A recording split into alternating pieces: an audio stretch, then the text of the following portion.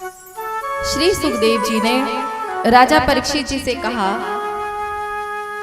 कि जो लोग भगवान का नाम नहीं लेते हैं, जो लोग भगवान को याद नहीं करते हैं, जो लोग भगवान को भजते नहीं हैं, वो किसके समान है? स्वविड्डवरा होस्रे खरहि संसुतः पुरुषः पशु। किसकी तरह है? स्वविड्डवरा होस्रे। शव माने कुत्ते के समान है, जो सिर्फ हमेशा अपने भौंकने में ही लगा रहता है। आप लोगों ने देखा होगा कुत्ते की प्रवृत्ति क्या है? अगर किसी मोहल्ले में अगर एक कुत्ता है और दूसरे मोहल्ले का कोई कुत्ता वहां आ जाए तो वो भौंक भौंक कर उसको भगा देते हैं। जिसके अंदर अगर परमार्थ की बात नहीं है, किसी के प्रति दया नहीं है, भगवान का भजन नहीं करता, तो वो किसके समान है? कुत्ते के समान है। दूसरा कहा कि विड्डवराह। विड्डवराह माने ग्रामीण सूकर। क्यों? क्योंकि ग्रामीण सूकर जैसी ही प्रवृत्ति हमारी होती जा रही है। वे क्या खाते हैं? भिष्टा। यानी कि हम लोग क्या करते हैं? हम माया की भिष्टा में लगे हैं। कैसे? माया आनी चाहिए, कहीं से भी आए, चाहे किसी का कत्ल करके आ जाए, चाहे किसी का लूटपाट करके आ जाए, चाहे किसी को धोखा दे के आ जाए, पर हमें धन चाहिए। तो भगवान ने बताया कि ऐसी वृत्ति उनकी तरह है विड्डवराह, यानी कि ग्रामीण सूकर के समान है। तीसरा कहा होस्ट्रे। होस्ट्रे यानी कि ऊंट। ऊंट क्यों कहा गया है? ऊंट इसलिए कहा गया है कि देखिए ऊंट को बड़ा अभिमान होता है कि मैं बहुत ऊंचा हूं। जब तक वो पहाड़ के नीचे नहीं आता ना, उसको अपनी ऊंचाई पे बड़ा घमंड होता है। जब पहाड़ के नीचे आता है तब समझ आता है कि हाँ, मेरे से भी ऊंचा कोई है। होस्ट इसलिए कहा गया है, ऊंट इसलिए कहा गया है कि हम हर समय, कई लोग अपने पद के अभिमान में रहते हैं। जिनके पास थोड़ा भी पैसा होता है या पद होता है, वह अपने से नीचे वाले को बिल्कुल भी समझते नहीं हैं।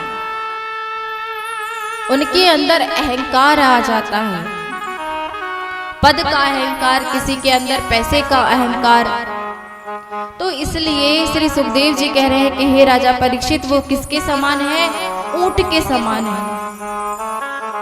और चौथा बताया खरई। खरई माने गधा। क्यों? क्योंकि जब भगवान कहते हैं कि जब हम, श्री सुखदेव जी कहते हैं, जब माता के गर्भ में होते हैं ना, सर पैर ऊपर और सर नीचे उल्टे होते हैं, बड़ा कष्ट भी होता है।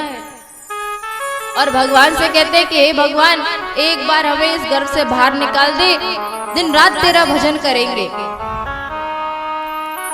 और जब गर्भ से बाहर आते हैं तो क्या करते हैं? जब से पैदा होते हैं मरने पर्यंत तक गधे की तरह मजदूरी ही करते रहते हैं, किसी ना किसी चीज के लिए। बालक होते हैं तो उस समय खेलने में व्यस्त रहते हैं, बड़े होते हैं थोड़े पढ़ाई में व्यस्त हो जाते हैं, उसके बाद विवाह आदि हो जाता है, विवाह के बाद अपने परिवार का पालन पोषण, भरण पोषण, तो हमेशा कमाया ही कमाया है। पर कभी गधा क्या करता है? हमेशा मजदूरी करता है। पर आपने कभी देखा है कि किसी गधे को कोई पुरस्कार मिला हो? नहीं। वो पूरा जीवन अपना परिश्रम में निकाल देता है, पर उसको कोई कभी नहीं कहता कि हमारा गधा इतना अच्छा है, इतना काम करता है, इतना पुरस्कार उसे देना चाहिए। नहीं। तो उसी की तुलना सुखदेव जी बता रहे, शास्त्र कहता है कि उसी की तरह मानव हो गया है। दिन रात उल्टे सीधे कर्मों में लगा पड़ा है, परिश्रम करने लगा पड़ा है, सिवाय ठाकुर जी की नाम के, सिवाय परमार्थ के, सिवाय दूसरों पे दया करने के, ऐसा भाव तो उसके अंदर है ही नहीं। देखिए, आप ये ना समझे कि हम अपने मन से कह रहे हैं। आप चाहें तो भागवत उठा करके देख सकते हैं, श्रीमद् भागवत लाएं और देखिए द्वितीय स्कंद में ये बात श्री सुखदेव जी ने राजा परीक्षित जी को समझा रहे हैं।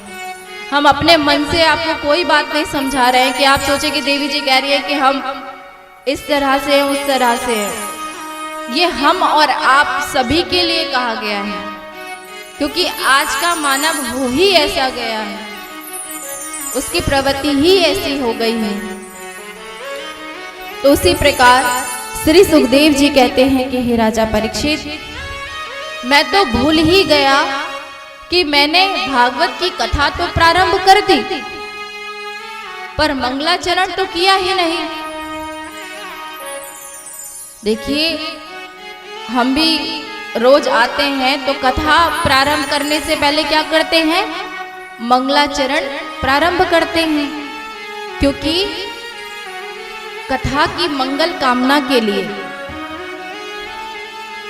कथा में किसी प्रकार का कोई विघ्न ना हो, प्रभु को याद किया जाता है। प्रभु से मंगल आचरण के लिए मंगलाचरण किया जाता है। तो श्री सुखदेव जी कहने लगे कि हे राजा परीक्षित, आप हमसे प्रश्न करते गए और हम प्रश्नों का उत्तर देते गए, हम तो भूल ही गए, हमने तो मंगलाचरण किया ही नहीं। तब श्री सुखदेव जी ने बड़े ही सुंदर श्लोकों में भगवान का मंगलाचरण किया। मंगलाचरण के बाद श्री सुखदेव जी कहते हैं कि हे राजा परीक्षित,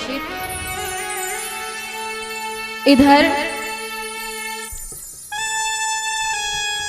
जब भगवान की एक से अनेक होने की इच्छा हुई, तब भगवान ने इस सृष्टि का निर्माण किया।